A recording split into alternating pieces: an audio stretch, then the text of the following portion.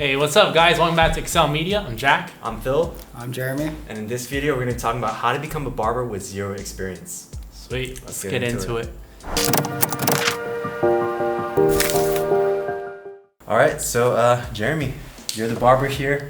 You've been cutting my hair for like, what, 6 years now? 6 years now. And I just got a fresh fade. You're the best at it. So how did you start this experience as a barber, and what kind of made you want to get into it? What made me want to get into it was basically like all my life growing up, I've always like really cared about like my hairstyle. Mm-hmm. Like even from like 6th grade, I would go to like a $35 like salon. Yeah, you were always fresh, man. Yeah, Always, you know, and it's just like it's something that I always cared about and always had like an interest in, even though I didn't know it at the time. For sure. Yep.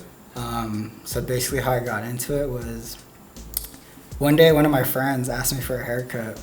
And at that time, Mikey, yeah. Oh, I thought it was going to be you. No. I wanted to be the first. But no, thankfully, you weren't the first. Yeah. At that time, like I'd never touched a pair of clippers in my entire life. Uh-huh. And basically, like he was like, "Oh, it's a simple haircut, like 2 on the top, like a fade on the side."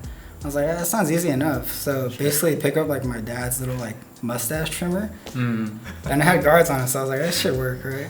Yeah. And then I go in, like first swipe, it pulls out a chunk of his hair, and I'm like, "Fuck, I messed up." Was it long? Yeah, his hair was a little thick. Oh, man. So God. pulls out a chunk. Yeah. Basically called my friend over, and he was like, I was like, "Dude, do you have any clippers at home?" Uh-huh. He was like, "Yeah, I have some clippers." So he brings it over, and at that time it was too late to save his hair. Sure. So I ended up just shaving it bald. And like, Dude, poor Mikey, man. yeah, Poor Mikey. he got Not messed even up. like a skin fade? Not even just straight zero all Damn. around, because I didn't know how to do a skin fade at the time. All right, so from that to becoming a barber, what were the steps? So basically, like, because of that, I really don't like to fail. Sure. And like that was a like insane fail for me. Yep. So basically, I went from like that, and I was like, I gotta do this better. I want to try it again, you know. Mm-hmm. So I started watching like some YouTube videos, a lot of content on there, basically just tutorials and stuff. And then obviously the main thing would be just to practice, you know, Right. practice a lot. Sure. So then I basically had you, Yep. and like maybe like 1 or 2 other people that would actually just be okay with me like messing. Yeah, with and your me. story is crazy, man. Just from cutting your friend's hairs, like to do it professionally, I think that's insane, man. Yeah. To make like a really good amount of money. Full with doing circle. that, you know what I mean? And the thing Yeah. is, that's how Yeah. most barbers start, is by just cutting out of the garage, cutting their family, cutting their like All right. friends. So for someone that's like literally just starting out, like what's the steps? So get the experience. yeah, cut your basically, homies. like step 1, watch YouTube tutorials, Okay, YouTube right. University. You know, like you can learn so much stuff on there. Sure. And then find 1, 2 close friends that you know like will not only like not be mad at you for messing up their hair, because you're gonna mess up their hair. Yeah. But like definitely.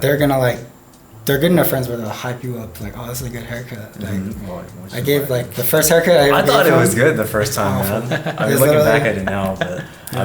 mean, I can go out in public to the gym or anywhere, you know. It was I literally was proud like of it. 0, 1, and 2, just line right here. Yeah. Just no blend Style. whatsoever. Yo, it was like fluffy right here. Little But, pieces like sticking out. But yeah, so like you just need a friend who Right. like basically hypes you up, so you have the confidence to keep doing it. Because if you get shot down like 6 times, 7 times, you're like, I'm not gonna do this because I'm not good at it. Right. Yeah. And then from there on, how do you jump to cutting your friend's hair to like professionally cutting in like a barber shop? Yeah, so you cut enough. I would say you get maybe like 1 to 2 years experience. Get comfortable enough to where like you can do almost any style that's like shown at you, even if it's not like great or anything. Like you could perform it, and then like don't be afraid of like a new hairstyle. Right. And then like once you get comfortable enough to where like I can do something, the first step would just be to sign up either for a barber school, Okay. which is like a 9-month program, Sure, full yeah. time. And how much 8 would hours that a day. usually be? That runs about 20,000, I think, on Oh, average. dang. 20K. Or you can go the apprenticeship route, which is the one I went to. That's like a 2-year program where like you have to do 3,200 shop hours, which means just cutting experience. Unpaid. It is paid. Oh, okay. Okay, Okay. nice. Okay. Yeah. Yeah, and then you also have to go to school 4 hours a day, once a week, and it's like 220 hours, I believe. which runs about like a year and a half. Like if you go every single week. Nice. Yes. Yeah, so those are like the first step. Like you have to basically just work to get your license.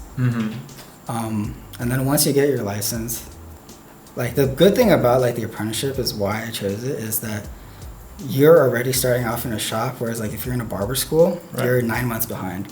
So in that 9 months, you build up your clientele or base already. You get 9 months of actual like hands-on experience. So would you just recommend that purely? I would personally recommend an But apprenticeship. do you also have to find that mentor that will take you? Exactly, yeah. Oh, okay. You have So to there is find that. someone who, first of all, is not shady, because there are stories of like mentors who Oh man. basically like they steal the money from their apprentice because they know their apprentice needs like their guidance Right. and like their name under the license. So what's a good percentage of like the money that they should take from you? Basically, it all depends on the shop. Like some shops will offer like say a booth rental, which Okay. may be like $150 a week.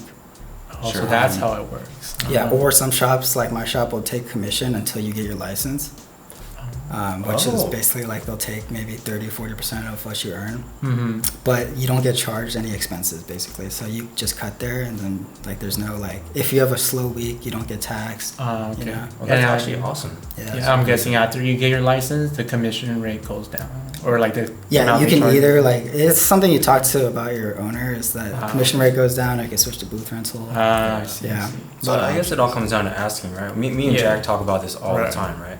Just ask. The power of asking is so powerful. Even in like things like barbering, you know, Yeah, exactly. personal training too. Exactly. Get It's like a good base deal. foundation, right? Yeah. It's all about and that's what you did, which is so crazy to me, man. Like, Yeah. you just like asked, and you like I remember one day you were just like, dude, yeah, I'm a barber now. I was like, what? Like, a shot? And you're just like, yeah, I did it. I was like, dude, that's crazy. And then like from cutting hair, you have a side business, like you have a side hustle, and you have a barbershop business, dude. Like, that's some good money. That's dude. the thing about being a barber is that like you're not limited to like your office. Yeah. You know, you can make money like doing literally like you can go out to the grocery store, meet someone, and then like that's a client right Exactly. there. You know what I mean? Or like if you're going on like a trip and you know there's gonna be a lot of people, you bring your Yeah. tools, you know. And your Instagram too. Yeah, You know what I Instagram's mean? important. We'll probably talk about that next time, like how to market for for barbering, sure. which I think you did a great job on. Like, dude, so many people go to you. Like, so many of our friends. Like, you have such a big circle of people that just come over to your house and get a haircut. That's mostly Which is just huge. word of mouth, honestly. Yeah, which is asking, right? Right. It's super powerful. That's all your money, Yeah. and you don't have to pay rent because it's your house. You know what I mean? So it's like, you popped off fast in the matter of like what, 3 years, 2 years? Professionally, about 2 years. 2 years, yeah, that's so insane, dude. Yeah, I mean, it took me like 5 to get on my feet for personal training. You know what I mean? Yeah. So, damn, yeah, that's pretty crazy. So, like, to sum it up, what would you say is like the 5 steps that you guys kind of like need to take in order to be successful without any experience? You're just starting off as a barber. Zero experience, like summed up into 5 steps. I'd probably say like Or 3 steps, whatever. first of all, like you have to have a passion for it. You have to have interest. Sure. Right. With anything. Exactly. Yeah, definitely. Second of all, just learn as much as you can. Instagram is huge for tutorials, and you learn like how to do a haircut basically in like 1 minute now. Cool. Can you kind of give a couple examples of who you watched? Yeah, like so there's a good amount of barbers online, like say 360 Jeezy is a good example. The GOAT right now. Yeah. Like cutting hair. Is he the GOAT? I think he's got like a couple He's million probably the subs. most popular on YouTube, I would say. Okay, sure. There's like a couple other places, like say, like E. Jones is the one that I watched a lot before. Jones. Yeah. Nice.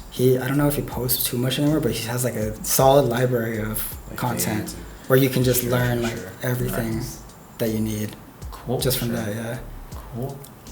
And then, And then after that, it would be just getting your either apprenticeship or going to barber school, right? Yeah, so after you watch and learn as much as you can, practice for like a year, 2 years. And then after that, you apply for either barber school or apprenticeship, depending on the path that you want to take. Right. I have a question about that. So, like, do they have to see how you cut hair first? like a stage at like a shop? restaurant kind of thing? Yeah. Like if you were doing apprenticeship? Yeah. Like, Yeah, so usually they would have some sort of like tryout, or if anything, like they'll ask for your Instagram portfolio. Oh, interesting. Yeah. Oh, so Instagram is like your portfolio now. Yeah, Instagram is literally portfolio. If I see someone new Mm-hmm. that I never met and like I'm like, I want to cut this guy's hair, Right. I just whip out my Instagram and it's literally That's like, true. That's so true. The first place I would look, it was like your Instagram. Exactly, yeah. And do you see like your style matters? Because you said that for graphic design, like you're literally like the way you dress matters. Right. Definitely gives off like, because I'm like Monster Energy, so you kind of have to have that. I mean, I am a skater overall, so I do give off that vibe, and that's like what you're looking for. Exactly. So would you say there's a specific look in barbering that people are looking for? The thing about like barbering is it's an expression of like your creativity basically. So you could dress however the heck you want. Right. I will say like most notably like getting it like hypebeast culture and like barbering kind of go hand in hand. But how you dress definitely does matter. Like it just shows that you're professional, Yeah. Like you don't have to wear like old 1950s barbershop like wear like button up with and the like the barber cape and stuff like that. Sure. But like just be presentable, Right. Yeah. Definitely. Like even like something like what I'm wearing at this point right here, like it's very casual, but it's like all like Shows matched, you are, Right. Yeah, it just matches your barbershop. It's like it's basically like an expression of like how you are basically. Yeah, and what's so cool about this is you get paid while you get apprenticeship. Yeah, It's that's so why I cool, recommend right? the apprenticeship because Yeah. first of all you get money. Mm-hmm. Second of all, you get just like 1 year of experience is huge. Like in 1 year, I went from basically only cutting Asian hair. Like the first time I ever like had a black client in my chair, I was freaking out. I was literally like shitting. I guess that's also a question I had. Like during your practice, I'm guessing because we're Asian, you more or less only had access to Asian hairstyles, right? So before I got into the shop, I'd say my client base was like 95% Asian. So how would you actually get to practice on different textures of hair? That all depends on like how sociable you are. Like, if you have like a good diversity of But friends. you really have black friends, right? I thought you had a black friend like came all the time to your home. Well, it was very rare. It was very rare. Was it? Okay, like, sure. But like cutting like one person, like maybe like best case scenario twice a month. Yeah. Like the difference between that to having like the exposure of like having 9 clients a day and everyone has different hair types, but you're doing that every single day. Right. Like the amount that you'll grow in that 9 months like is well worth like the extra year that it takes to get your license. Right. Yeah, so when you're in a barbershop, you're kind of like, like Mexican hair, Asian hair, white hair, you get all that experience, Yeah, right? you get like everything from like long hairstyles, short hairstyles. That's good, man. That's really good. Yeah. So, yeah, I guess that's really it, right? That sums it up. Just kind of learn, practice on your homies till you get good. Yeah. And then get apprenticeship because you get paid while you do. Right. Like, that's crazy. That's such a highlight, Yeah. right? A lot of kids these days, they get internships, and they don't get paid. Like, Exactly, man. Apprenticeship is literally a paid internship. Yeah. That's good. That's like me getting my certification but getting paid for it. Exactly. I gotta drop like $900 for that, you know what I mean? Right. So that's insane. And like obviously like the apprenticeship school will charge you a certain amount. Like for me it was like $37.50. Okay. But that $37.50 was like made in like a month. Like it'll be paid back. Yeah. Versus $20,000, like that's like some really interesting chunk. information, man. Yeah. Yeah, that's actually pretty good. Yeah. So I guess that's it for this video. The part 2 is coming up. It's going to be about how to market a barbershop business Sweet. on your own. Yeah. See you guys in the next one.